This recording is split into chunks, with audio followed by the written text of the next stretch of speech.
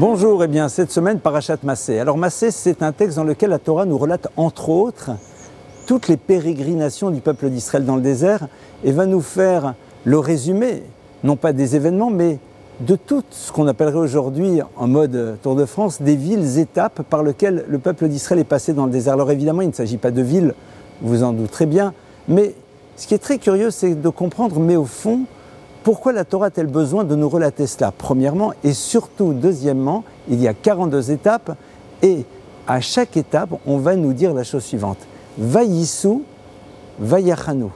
Vayachanu, vayissou. Traduction, ils ont voyagé, ils ont campé. Ils ont revoyagé, ils ont campé. Mais attention, qu'est-ce que le verset nous dit ? On va essayer de faire ça avec des villes françaises. Imaginez que je vous dise, voilà, ils sont arrivés dans la ville de Tours. D'accord ? Très bien. Et le lendemain, ils vont aller, que sais-je, à Paris, la capitale. J'aurais dû dire, ils sont arrivés à Tours et sont partis vers Paris. Or, le texte nous dit, ils sont arrivés à Tours, ils sont repartis de Tours et sont arrivés à Paris. Ils sont repartis de Paris et ont été vers Lyon. Ils sont repartis de Lyon et ont été vers Saint-Étienne, on va dire. Pourquoi chaque fois nous avons besoin de dire d'où ils sont repartis, vu que nous savons qu'ils sont arrivés la veille dans cet endroit, la veille, l'avant-veille, quelques jours, une semaine, 2 semaines, en tout état de cause, ils sont là. Donc à partir du moment où ils sont là, s'ils repartent, c'est à partir de là. Pourquoi avoir besoin de repréciser le lieu ? Et ici, les maîtres de la tradition plus mystique vont nous dire la chose suivante. Les 42 étapes correspondent aux 42 lettres qui constituent le nom divin.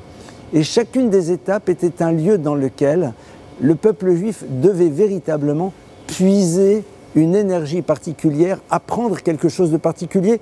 Je ne serai pas capable de vous dire de quoi il s'agit évidemment, mais ce qui est sûr, c'est qu'il devait se passer quelque chose chaque fois dans ces villes-étapes. Et quand la Torah nous dit « ils sont arrivés à tel endroit et sont repartis de cet endroit », traduction, ils ont fait à cet endroit ce qu'ils devaient faire. Ils se sont remplis de toute l'énergie qu'ils devaient prendre pour aller à l'étape d'après.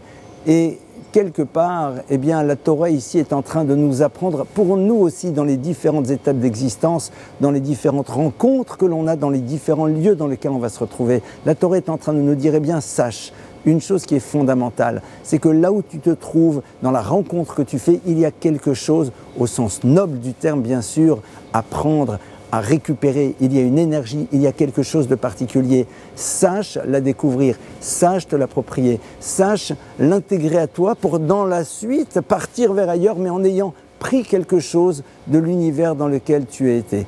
Très souvent, malheureusement, les personnes se posent la question de la finalité du voyage et oublient que dans toutes les étapes du voyage, il y a quelque chose à prendre, il y a quelque chose qui peut être ne serait-ce qu'une source d'inspiration. Sachons nous en rappeler et surtout, sachons le vivre et savoir en profiter. Shabbat Shalom.